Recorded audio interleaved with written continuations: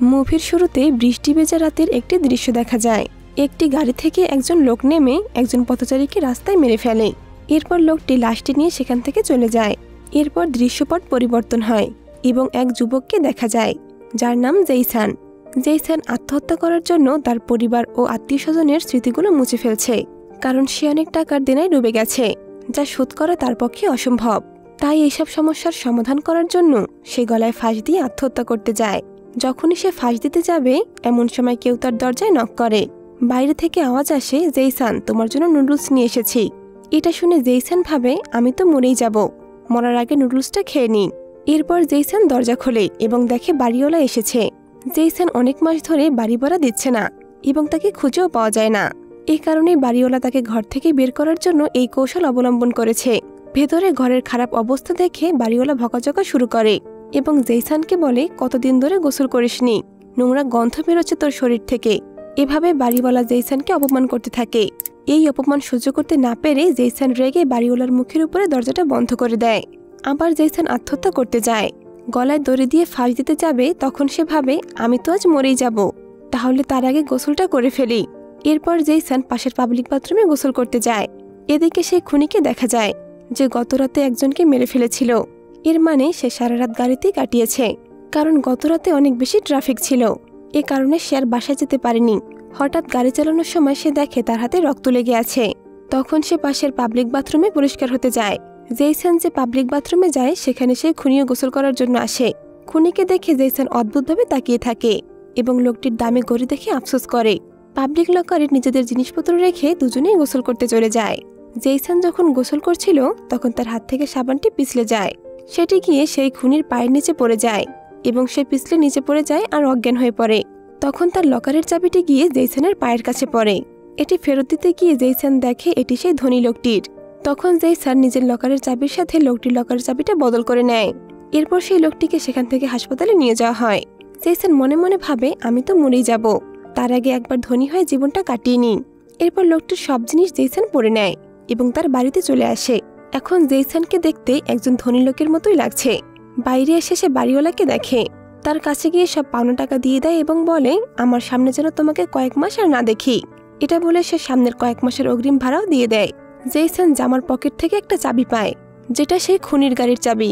সে সেই গাড়িটিতে উঠে পড়ে। এরপর জেইসান সেই খুনির টাকা নিজের মতো খরচ করতে থাকে এবং সব পাওনাদারদের টাকা এক এক করে শোধ করে দেয়। এরপর সেই গাড়িটি নিয়ে সে তার গার্লফ্রেন্ডের কাছে আসে এবং তার থেকে নেওয়া টাকাও ফেরত দিয়ে দেয়। তখন জেইসান জানতে পারে তার গার্লফ্রেন্ড কিছুদিনের মধ্যে বিয়ে করছে। এটা শুনে সে ভেঙে পড়ে এবং বলতে থাকে, আমার ভাগ্য এই টাকা পয়সা কখনোই পরিবর্তন করতে পারবে না। তাই খুনির সবকিছু ফেরত দিতে জেইসান সেই হাসপাতালে যায়, যেখানে তাকে ভর্তি করা হয়েছে। জিনিসগুলো রাখতে যাবে, হঠাৎ তখনই লোকটি জেইসানের হাতটা ধরে ফেলে এবং তাকে বলতে থাকে, এই যে ভাই শোনো, আমি আমার আগের সব স্মৃতি ভুলে গেছি। আমায় কি তুমি চেনো? আমার নাম নাকি জেইসান, ডাক্তার আমায় এটা বলল। এটা শুনে আসল জেইসান একটু স্বস্তি পায়। খুনিকে হাসপাতালে ভর্তি করার সময় তার হাতে জেইসানের লকারের চাবিটা ডাক্তাররা পেয়েছিল, আর সেই চাবির লকারটা জেইসানের নামেই ছিল। এ কারণেই ডাক্তাররা তাকে বলেছে তার নাম জেইসান।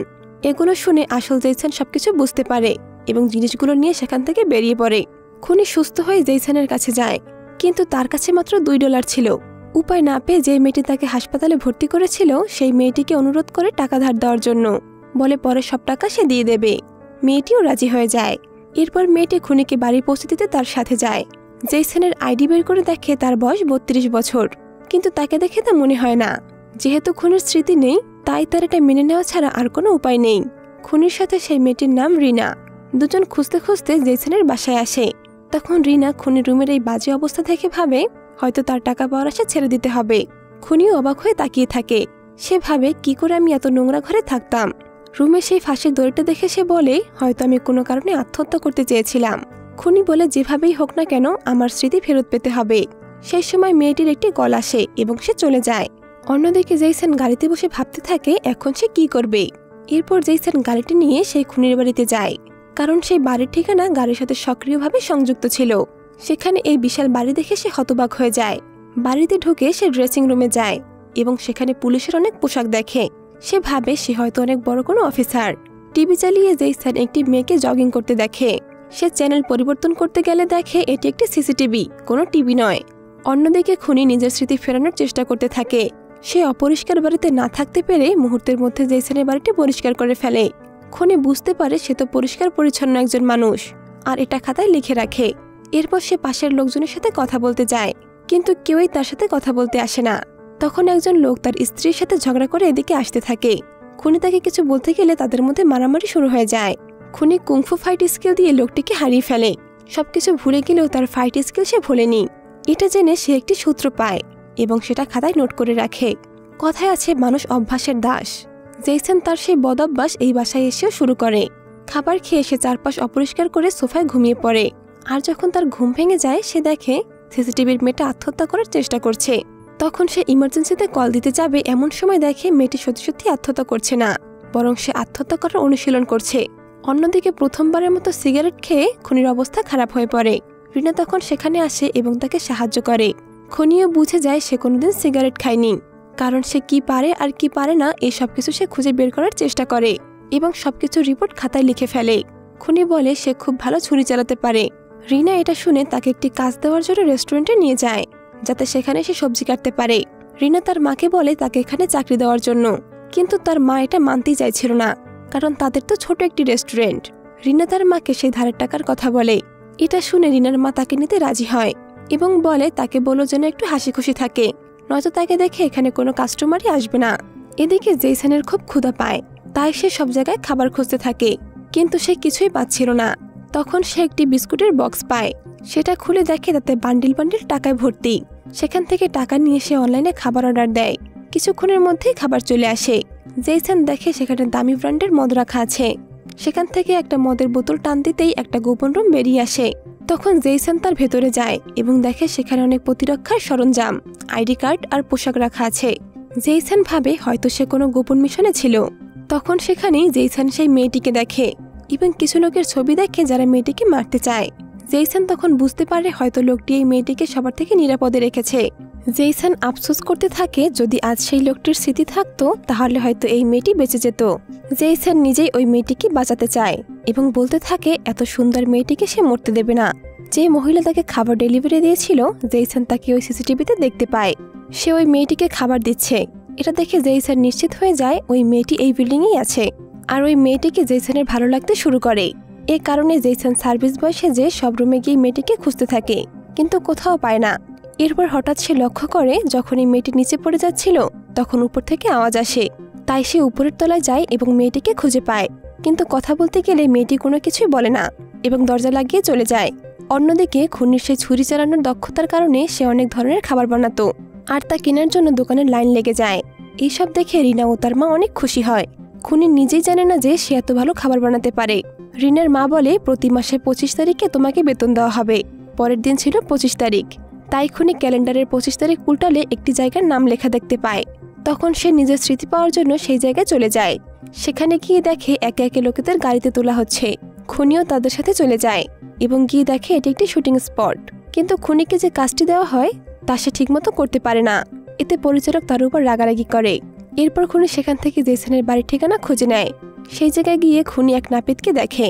সেখানকার সেই বুড়ো লোকটি খুনিকে কাস্টমার ভেবে বসতে বলে আর বলা শুরু করে আমার ছেলে অনেক বড় অভিনেতা হতে গিয়েছে, আর বলে তার ছেলে বড় অভিনেতা না হয়ে আর বাড়ি আসবে না। তখন সে বুঝে যায় সে আসল জেসন নয়, কারণ সে জেসন হলে তার বাবা তাকে চিনতে পারত। খুনি অনেক আবেগপ্রবণ হয়ে পড়ে এবং চলে আসে। অন্যদিকে জেসন ওই মেয়েটির পাশে পাশে তাকে অনুসরণ করতে থাকে। জেসন দেখে মেয়েটি তার মায়ের সাথে দেখা করতে এসেছে, কিন্তু হঠাৎ একটি লোককে দেখে সে পালাতে থাকে। জেসনও সেই লোকটিকে দেখে নেয়, আর লোকটি তাদের মধ্যে একজন যারা মেয়েটিকে মারতে চায়। জেসন মেয়েটির হাতটা ধরে নেয় এবং সেখান থেকে তাকে নিয়ে পালিয়ে যায় এবং গাড়ির ভেতর গিয়ে লুকিয়ে পড়ে। কথায় কথায় জানতে পারে মেয়েটির নাম ইঞ্জু। কিছুতেই জেসন মেয়েটির পিছু ছাড়তে চাইছিল না। সে ওই মেয়েটির সাথে সাথেই সব জায়গায় যায়, আর তাকে ইমপ্রেস করার জন্য রোজ জেসন কিছু না কিছু উপহার দেয়। তখন সে আরও একটি কথা জানতে পারে যে মেয়েটি প্রতি বৃহস্পতিবার ব্যাগ নিয়ে কারোর জন্য অপেক্ষা করতে থাকে, কিন্তু সেখানে কেউই দেখা করতে আসে না। ওই পাশে খুনি শুটিংয়ের জন্য ভালোভাবে নিজেকে তৈরি করতে থাকে, যে কারণে সে দোকান বাদ দিয়ে সারাদিন শুটিংয়ের জন্য অনুশীলন করতে থাকে। একদিন সে প্রধান অভিনেতার দেহরক্ষীর সুযোগ পায়। যেহেতু সে লড়াইয়ে অনেক ভালো, তাই তার দক্ষতা পরিচালকের অনেক বেশি ভালো লাগে, তাই তাকে অনেক ভালো ভালো কাজ করার সুযোগ করে দেয়। অন্যদিকে রিনা ও তার মা তাকে টিভিতে দেখে অনেক খুশি হয়। এখন সে অনেক ভালো অভিনেতা হয়ে গেছে এ কারণে অনেক ভক্তরা দোকানে তার অটোগ্রাফ নিতে আসে। একদিন জেইসন তার বাড়িতে একটি ফোন বাজতে শোনে। যখন সে এটি রিসিভ করে তখন বুঝতে পারে এতদিন সে যাকে পুলিশ ভেবেছিল সে কোনো পুলিশ নয়, তার নাম ইয়ামুক। আর তাকে ওই মেয়েটিকে মারার সুপারি দেওয়া হয়েছে। সে ওই মেয়েটিকে মারারই পরিকল্পনা করছিল, কিন্তু কাজের কোনো অগ্রগতি না দেখে যারা সুপারি দিয়েছিল তারা ইয়ামুকের সাথে দেখা করার কথা বলে। যেহেতু আসল খুনি নেই তাই জেইসনই খুনি সেজে তাদের সাথে দেখা করতে যায়। আর আসল খুনি অনেক চালাক ছিল, এ কারণে কেউই তাকে কখনো দেখেনি। তাই জেইসন খুনি সেজে আসলে কেউই তা বুঝতে পারে না, আর সবাই তাকে দেখে ভয় পেতে থাকে। জেইসন মেয়েটিকে মারার কথা বলে তাদের কাছ থেকে আরো টাকা নিয়ে নেয় এবং সেখান থেকে চলে যায়। কিন্তু তাদের একটু সন্দেহ হয়, এ কারণে তারা পেছনে লোক লাগিয়ে দেয়। এদিকে ইয়ামুক আস্তে আস্তে ভালো অভিনেতা হয়ে যায়। হঠাৎ একদিন ইয়ামুকের একটি রোমান্টিক দৃশ্যে শুটিং করার তারিখ আসে, কিন্তু কিছুতেই সে তা করতে পারে না। তাই বাসায় এসে সেই কথা রিনাকে বলে, আর রিনা তার সাথে অনুশীলন করার কথা বলে। আর এতে তাদের দুজনের মধ্যে প্রেম হয়ে যায়। আবারও জেইসন দেখে মেয়েটি কারোর জন্য দাঁড়িয়ে অপেক্ষা করছে, কিন্তু সেখানে কেউই আসছিল না। জেইসন তার কাছে যায় এবং বলে, তুমি যার জন্য অপেক্ষা করছো সে কখনোই আসবে না, উল্টো এতে তোমারই ক্ষতি হবে। মেয়েটি জিজ্ঞাসা করে, কেন তুমি আমায় অনুসরণ করছো? তখন জেইসন মেয়েটিকে জড়িয়ে ধরে প্রপোজ করে দেয়। এইসব ছবি সেই লোকদের কাছে চলে আসে যারা সুপারি দিয়েছিল। তারা তাদের দুজনকে মারতে অন্য একজন খুনি আনার কথা ভাবে।